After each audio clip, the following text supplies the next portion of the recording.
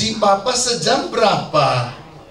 Papanya bilang, papa baru pulang, tanya gaji lagi. Ngapain kamu? Enggak, papa pengen tahu saja. Gaji papa $20 sejam, katanya. Kenapa kamu tanya-tanya? Oh, $20. Kalau begitu bolehkah saya pinjam $10? Papanya marah, kamu ini kurang ajar. Tanya soal gaji, rupanya mau pinjam duit. Kan mainan sudah banyak. Wah, malah dimarah-marah. Anaknya nangis masuk ke kamar.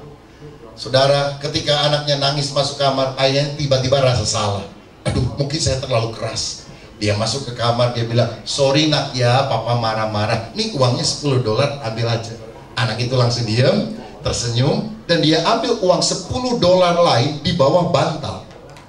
Papanya lihat, dia punya duit, marah lagi. Loh, ternyata kamu punya duit, kok masih minta sama papa? Pak, saya kan tadi tanya, papa gajinya sejam berapa? Papa bilang $20. Saya cuma punya $10. Karena itu saya pinjam uang papa $10. Dan sekarang saya punya $20. Pak, saya mau beli waktu papa 1 jam. Papa tidak boleh nonton TV. Papa tidak boleh kerjakan apapun. Saya hanya ingin bermain dengan papa 1 jam ini. Papanya nggak tahan, nangis. Ada berapa banyak kita, walaupun mungkin tidak se ekstrim begitu contohnya, kita juga mengabaikan anak-anak kita, mengabaikan keluarga kita. Kita tidak menginvestasikan waktu yang paling berharga bagi mereka karena kita terlalu sibuk. Saudara, tidak pernah ada orang menjelang akhir hayatnya berkata, saya menyesal mengapa saya tidak gunakan lebih banyak waktu untuk ada di kantor. Nggak ada orang menjelang matinya berkata, saya menyesal mengapa saya tidak menggunakan lebih banyak waktu untuk rapat. Tapi berapa banyak orang berkata, saya menyesal mengapa saya tidak gunakan lebih banyak waktu untuk keluar. Daripada kita menyesal mengapa kita tidak investasikan waktu kita lebih banyak lagi bersama dengan keluarga. Upayakanlah banyak waktu berkualitas bersama dengan keluarga, supaya kita tidak menyesal di kemudian hari. Saudara, saya punya banyak kesibukan yang padat, dan saya harus mengatur jadwal saya. Jadi untuk tahun depan hari Minggu sudah penuh, saudara. Kemarin Pak Wandi bilang, bisa nggak Pak hari Minggu tahun depan? Saya bilang, Pak, jadwal saya untuk tahun depan yang hari Minggunya sudah terisi. Dan saya harus isi dengan banyak waktu kegiatan dan sebagainya, saudara. Tapi waktu saya dapat agenda, saya selalu gunakan agenda harian. Begitu saya dapat agenda harian, sebelum mengatur jadwal pelayanan atau apapun, saya harus cantumkan hari ulang tahun saya, hari ulang tahun istri, hari ulang tahun anak-anak, hari ulang tahun keluarga atau orang tua, dan hari anniversary kami. Dan kami mengupayakan sedapat mungkin ada bersama dengan keluarga pada hari-hari tersebut. Jadi kadang ada begitu banyak kesibukan kegiatan apapun, tapi kalau sudah diatur, saya bilang, sorry, saya ada acara. Acara apa Pak? Sangat penting nggak? Karena pertemuan ini sangat penting. Oh, ini sangat penting dari acara apapun. Ini pelayanan di gereja mana? Oh enggak, saya ada appointment dengan anak saya. Oh, kalau sama anak kan bisa diundur-undur. Saya bilang enggak. Saya merasa bahwa gereja pertama yang harus dilayani adalah keluarga. Saudara, hal ini harus diusahakan, agendakan. Waktu-waktu liburan bersama. Saya selalu tanya beberapa bulan sebelumnya kepada anak saya, nanti kamu liburan tanggal berapa? Dan Indonesia masalahnya jarang memberitahu liburan waktu jauh, sudah. Jadi waktu dia tanya sama gurunya, suka dimarahin, kamu ini sekolah aja belum mulai, mau tanya kapan liburnya.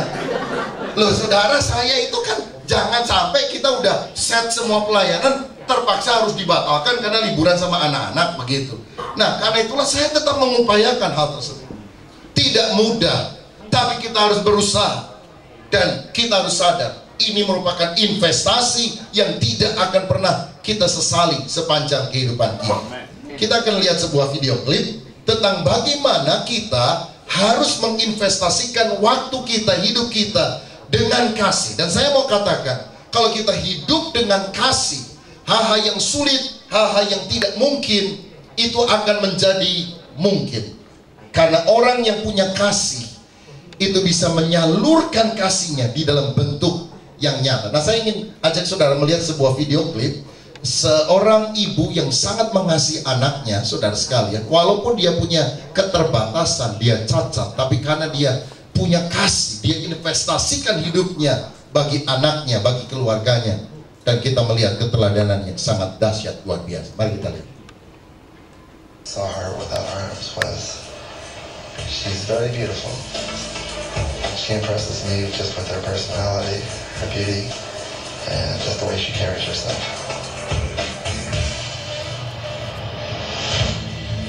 The two got married, and like a lot of young couples, Barb and Mark began thinking about raising a family. But would Barb be able to handle all the responsibilities that come with raising a child?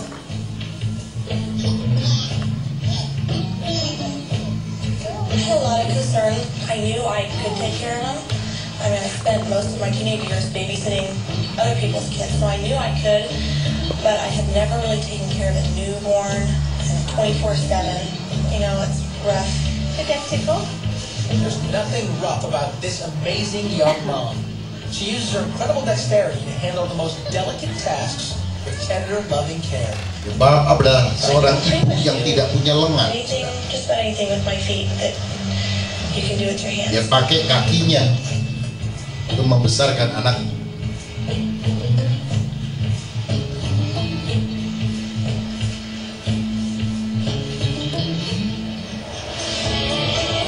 And while Barb doesn't have time to dwell on her differences, most people can't seem to get over them.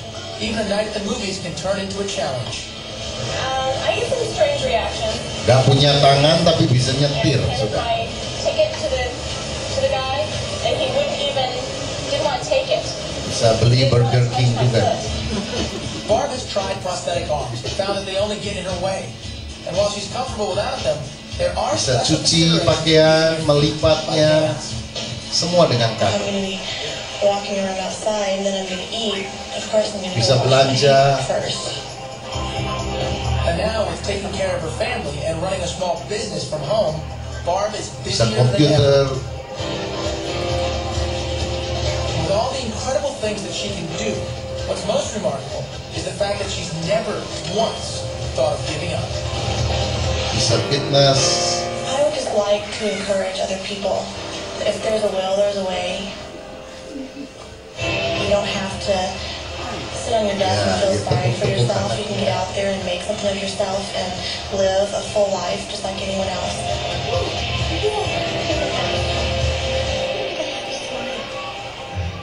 Ya, berikan tepuk tangan untuk kemuliaan Allah.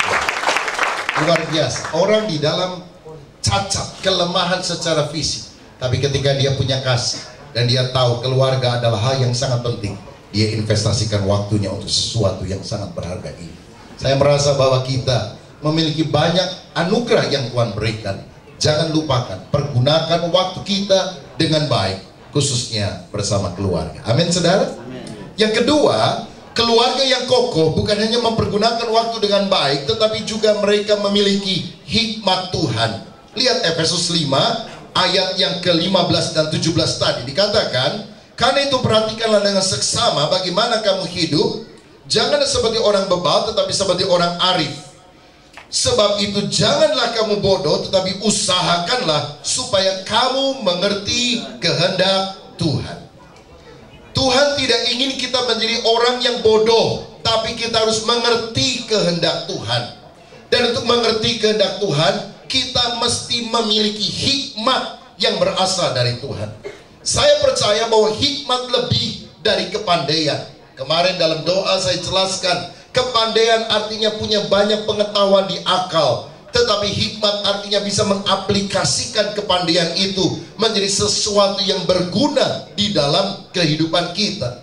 Sayangnya sekarang banyak orang pintar tapi kurang berhikmat. Pintar nomor satu, hikmat nomor sepatu. Padahal kepandaian bisa kita peroleh di bangku sekolah. Hikmat hanya datang dari takut akan Allah. Kalau keluarga hidup takut akan Allah, hikmat Tuhan mengalir. Tadi kita dengar kesaksian Pak Gunawan secara pendidikan tidak tinggi, hanya sekolah sampai kelas 6 SD. Tapi lihat hikmat Tuhan yang mengalir dalam kehidupannya, sehingga usahanya berhasil. Sampai tongkang tanpa ada yang bawa, bisa jalan, tahu rumahnya sendiri. Ini kalau bukan berkat dari Tuhan, mana bisa loh sudah. kuasa Tuhan. Berapa banyak orang